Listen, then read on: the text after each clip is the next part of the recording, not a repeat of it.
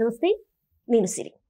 ఇప్పుడు ఏపీ రాష్ట్రంలో అంటే నిన్న మనం చూసుకున్నట్టయితే గుంటూరు మిర్చి యార్డ్లో మిర్చి రైతులకి మద్దతు ధర పలకట్లే అని చెప్పేసి అయితే జగన్మోహన్ రెడ్డి గారు ఎలాంటి వ్యాఖ్యలు చేశారో మనం చూసాము. దీంతోనైతే చంద్రబాబు నాయుడు గారు స్పందించారు. దీంతో కేంద్రంలో నాయకులు అయితే కదలడం జరిగింది.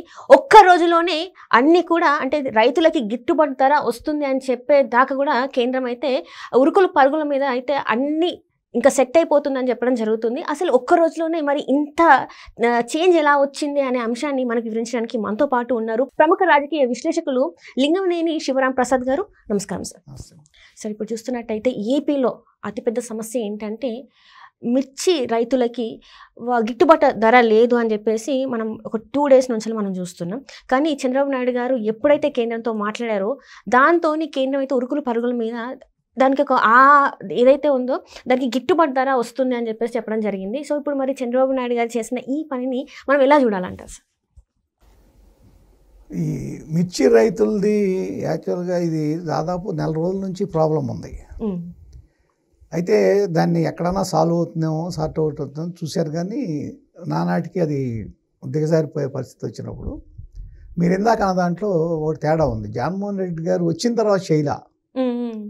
జగన్మోహన్ రెడ్డి గారు రాకముందే కేంద్ర ప్రభుత్వానికి లెటర్ రాశారు చంద్రబాబు నాయుడు గారు.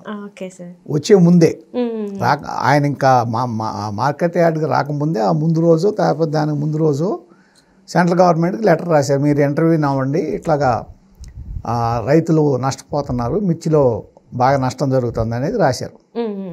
ఆ తర్వాత రోజు 2వ రోజున జగన్మోహన్ రెడ్డి గారు వచ్చారు.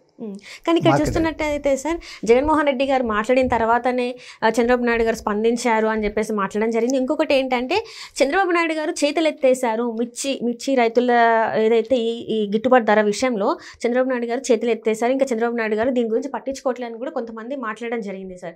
మరి ఇప్పుడు ఈ ఆన్సర్ చూసిన తర్వాత వాళ్ళ నోర్లను మూసుకుపోయినట్టేనా సార్? అసలు అట్లా కాదు. రైతు గిట్టుబాటు ధర గురించి మాట్లాడేటప్పుడు ఒకటి మనం జగన్మోహన్ రెడ్డి గారు ముఖ్యమంత్రిగా ఉన్నప్పుడు ఆయన ఇచ్చిన జీవో ఇది. మిర్చికి అప్పుడు 12,000 ఉంటే మిర్చికి 7,000 కింద ప్రైస్ ఫిక్స్ చేసి జీవో ఇచ్చారు. అంటే బయట మార్కెట్ రేట్ కన్నా తక్కువ రేటుకి జీవో ఇచ్చారు. దానికి సమాధానం చెప్పాలి ముందు. తర్వాత చంద్రబాబు నాయుడు గారు విషయానికి వస్తే ఆయన లెటర్ రాసిన తర్వాత దానికి వెంటనే ఢిల్లీ వెళ్ళారు కదా మొన్న.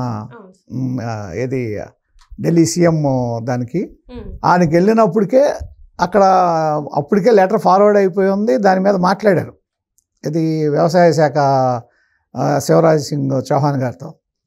తర్వాత వెళ్ళిన తర్వాత ఏమైందంటే ఆ ప్రమాణ స్వీకారం అవగానే ఈయనే వెంటనే వ్యవసాయ శాఖ కార్యాలయానికి వెళ్తే ఆయన లేడు అందుబాటులో. ఆయన ఎక్కడో ఉన్నాడు, వేరే చోటకి వెళ్ళాడు ఏదో టూర్ మీద. ఆయన వచ్చాడని తెలిసి వెంటనే ఆయన ఇమ్మీడియట్గా ఆయనతో మాట్లాడి అక్కడ వ్యవసాయ శాఖ మంత్రిత్వ శాఖలతో మీరు వెంటనే చంద్రబాబు నాయుడు ఆయనతో సమావేశం అవ్వండి, ప్రాబ్లం ఏంటో తెలుసుకోండి అని చెప్పి ఆయన కూడా దీంట్లో మన జూమ్లోనో దీంట్లోనో పాల్గొన్నాడు. దాంట్లో పాల్గొన్న తర్వాత దాని కంటిన్యూషన్ మళ్ళీ ఏం చేయాలనే దాని మీద వాళ్ళు మీటింగ్ ఏర్పాటు చేసుకున్నప్పుడు అప్పుడు మామూలుగా అయితే 25% మార్కెట్ ఇంటర్వెన్షన్లో కొనవచ్చు. మార్కెట్ దీని మీద గవర్నమెంట్ దాన్ని 75%కి పెంచారు. ఇప్పుడు 75% మిర్చిని సెంట్రల్ గవర్నమెంట్ కొంటుంది. అంటే ప్రాబ్లం సాల్వ్ అయినట్టే కదా, ఆటోమేటిక్గా ప్రాబ్లం సాల్వ్ అయిపోయింది. ఈ సొల్యూషన్ తీసుకురావడానికి కారణం చంద్రబాబు నాయుడు గారు పర్సనల్ ఇంటర్వెన్షన్.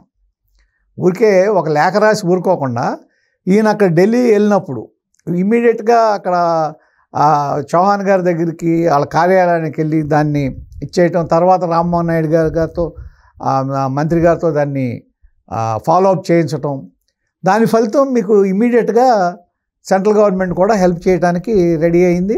ఇవాళ ఆ ప్రాబ్లం ఆల్మోస్ట్ సాల్వ్ అయిపోయింది. ఇది మీరు అన్నట్టు జగన్మోహన్ రెడ్డి గారు వస్తే సాల్వ్ అయిందని అనుకుని వాళ్ళు సంతోషపడితే వేరు, కానీ సొల్యూషన్ తీసుకొచ్చింది ఎవరు? అయితే ఇక్కడ సార్ ఒక ఏమైందంటే చాలా వరకు మనం ఎప్పుడైతే చంద్రబాబు నాయుడు గారు కన్నా ముందు జగన్మోహన్ రెడ్డి గారు మాట్లాడిన తర్వాత చంద్రబాబు నాయుడు గారిని అందరూ తక్కువ చేసి మాట్లాడడం, వీడియోలు కూడా చేసి పెట్టడం జరిగింది. చేతులు ఎత్తేసిన చంద్రబాబు నాయుడు గారు. అండ్ ఇంకొకటి ఏంటంటే కేంద్రాన్ని కొనమని అడుగుతున్నారు ఏంటి, కేంద్రమే చూసుకుంటుంది ఏంటి అని చెప్పేసి కూడా చాలామంది ట్రోల్ చేశారు చంద్రబాబు నాయుడు గారిని. అసలు ఇది వాళ్ళకి అంటే తెలిసి చేస్తున్నారా, తెలియక చేస్తున్నారా, అవగాహనతో చేస్తున్నారా, అసలు ఏంటి సార్, ఎలా చూడాలి వీళ్ళని? అవగాహన లేదు. వాళ్ళు ఏంటంటే జీతానికి పనిచేసేవాళ్ళు, వాళ్ళకేంటంటే ఇమ్మీడియట్గా దాన్ని అప్పటికప్పుడు దాని మీద లాభం పొందామని తప్ప తర్వాత నెక్స్ట్ స్టెప్ ఏం జరుగుతుంది, తర్వాత ఏం జరుగుతుంది అనేది తెలియదు. అందుకనే జగన్మోహన్ రెడ్డి గారు అన్ని సెల్ఫ్ గోల్స్ వేసుకుంటున్నారు. లేకపోతే బట్టలు ఉపతిస్తానంటే పోలీస్ ఆఫీసర్స్ని, అది సెల్ఫ్ గోలే కదా. అది ఏ విధంగానూ సభ్య సమాజం ఆమోదించని భాష కదా అది. అట్లాగే ఇక్కడ కూడా ఏంటంటే మొదలెట్టారు, అది నిజం అబద్ధం అనవసరం, చంద్రబాబు నాయుడు గారు చేతులు ఎత్తేసాడు అని మాట్లాడతాం తప్ప ఏం చేతులు ఎత్తాడు? అప్పటికే అంటే చంద్రబాబు నాయుడు కేంద్ర ప్రభుత్వానికి లేఖ రాశాడన్న విషయం కూడా మా బోటాలో తెలుసు కానీ వాళ్ళకి తెలీదు. అంటే చంద్రబాబు నాయుడు గారు ఫస్ట్ రాష్ట్రానికి మేలు జరగాలి అని చెప్పేసి ఎక్కడ కూడా అది బయట చెప్పాల్సిన అవసరం లేదని చెప్పేసి తన పని తను చేసుకుంటూ వెళ్తున్న క్రమంలో వీళ్ళకి ఏంటంటే అదే ఛాన్స్ అయిపోయింది. ఏం జరగట్లేదు పనులు, సో సైలెంట్గా ఉన్నారు కాబట్టి రాష్ట్రాన్ని పట్టించుకోవట్లేదు అని చెప్పేసి వీళ్ళు ఇలాంటివి చేయడం వల్ల అది వాళ్ళకి ఎదురు దెబ్బ తగులుతుందని వాళ్ళకి తెలియట్లేదేమో అనిపిస్తుంది. అవును, వాళ్ళు సెల్ఫ్ గోల్స్ వేసుకుంటున్నారు. ఇటువంటి ఇప్పుడు ఆటోమేటిక్గా వాళ్ళు ఆ మాట అంటాం వలన ఏమొచ్చింది, జగన్మోహన్ రెడ్డి గారు ఎప్పుడు ఆయన అధికారంలో ఉన్నప్పుడు ఇచ్చిన 7,000 జీవో బయటకు వచ్చింది. అంటే నువ్వు ఆ రోజు 12,000 మార్కెట్లో ఉంటే 7,000కే నువ్వు రిస్ట్రిక్ట్ చేసావంటే రైతులకు అన్యాయం చేసావు కదా ఆ రోజున. ఇప్పుడు మిర్చి రైతులు వాళ్ళే రైతులు ఇవాళ ఆ రోజున ఎవరైతే పండించారో ఆ రైతులేగా కంటిన్యూషన్ ఇప్పుడు కూడా. వాళ్ళకి తెలీదా అది? ఆ రోజున 5,000 తక్కువ చేశారని వాళ్ళకి తెలీదా? అందుకనే ఈయనకి రెస్పాన్స్ లేదు అక్కడ మార్కెట్ యార్డ్లో. వచ్చిన వాళ్ళందరూ ఎవరు? బయట నుంచి వచ్చిన వాళ్ళే కదా. మార్కెట్ యార్డ్లో రెస్పాన్స్ ఎక్కడుంది? రైతుల నుంచి రెస్పాన్స్ ఎక్కడుంది? ఇవాళ ఏదో చూశాను నేను, ఆయన కోసం కట్టిన బ్యానర్ రైతులే చింపేస్తుంది, వీడియో రిలీజ్ అయింది. ఎక్కడ చూసినా కూడా ఇలాంటివన్నీ అంటే జగన్మోహన్ రెడ్డి గారు ఏ పని చేసినా కూడా ఇంతకుముందు ఇప్పుడు మనం చూసుకున్నట్టయితే కోడికత్తి సీన్ కేసు ఏదైతే ఉందో దానికైతే హాజరు కావట్లేదు కోర్టులో. కానీ పిన్నెల్లి గారిని కలవడమే కావచ్చు, ఇప్పుడు వంశీ గారిని కలవడమే కావచ్చు, ఇప్పుడు ఏం లేకున్నా కూడా మిర్చి రైతుల దగ్గరికి రావడమే కావచ్చు, ఇదంతా కావాలని ఏదో చేయడానికి ప్రయత్నిస్తే వాళ్ళకి అది బూమరంగ్ అయిపోతుంది. అంటే మిర్చి రైతుల దగ్గరికి రావడం తప్పు కాదు, రావచ్చు. ఒక ఎలక్షన్ ప్రతిపక్ష నాయకుడిగా నీ బాధ్యత. కానీ అప్పుడు ఏం చేయాలి?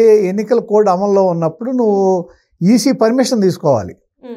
ఈసీ పర్మిషన్ తీసుకోకుండా వచ్చి నాకు ఏదో జరగలేదు అది ఇది అని అంటే వాళ్ళ కేసు పెట్టమంటే పెట్టక ఏం చేస్తారు? కేసు పెట్టకపోతే ఈసీ క్వశ్చన్ చేస్తుంది. మీకు ఎప్పుడైతే ఈ వీడియో వెళ్ళిందో ఈసీ ఇమీడియట్గా క్వశ్చన్ చేస్తుంది, మీరు కేసు ఎందుకు పెట్టలేదని. పోలీసులు ఎందుకు బాధ్యులు అవుతారు? అందుకనే కేసు పెట్టారు. ఆయన బాధ్యత ఎవరిది? అంటే మేము రైతు పక్షాన ఉన్నా కూడా మేము ఇంట్లో ఇంత కష్టపడి చేస్తున్నా కూడా కావాలని కక్షపూరిత కేసులే ఇవన్నీ అని చెప్పేసి మాట్లాడుతున్నారు. అదేనమ్మా నేను అనేది, కోడ్ అమల్లో ఉన్నప్పుడు పోలీస్ చేతిలో ఏముండదు, మొత్తం ఎలక్షన్ కమిషన్ చేతిలో ఉంటుంది. ఎలక్షన్ కమిషనే తీసుకుంటుంది దాని మీద నిర్ణయం. మాజీ ముఖ్యమంత్రి హోదాలో ఉండి ఎన్నికల కోడ్ ఉన్న విషయాన్ని మర్చిపోయి రావడం కూడా తప్పే కదా సార్? డెఫినెట్గా క్రైమ్ అది, తప్పే. అప్పుడు మీరు ఏం సమాజానికి ఏమి చెప్తున్నట్టు? ఇలాంటి అదే లా అండ్ ఆర్డర్ని మీరు బ్రేక్ చేయండి అని చెప్తున్నారు.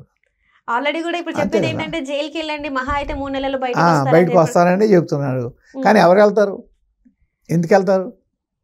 ఏది వెళ్ళేవాళ్ళు ఏది కనపడతలేదు. మరి ఆయన పక్కన ఉన్న వాళ్ళు కూడా ఎవరు కనిపించట్లేదు కదా. ఎవరు ఏది వెళ్ళేవాళ్ళు ఎవరు కనపడుతున్నారు? వాళ్ళు చూపిస్తారు. ఎందుకు వెళ్తారు? ఇదంతా కూడా పార్టీలో ఉన్న ఆ అరకొర మందిని కాపాడుకోవడానికి ఇవన్నీ చేస్తున్నారు అనుకోవచ్చా, లేకపోతే ఎలా అనుకోవచ్చు? అంతే.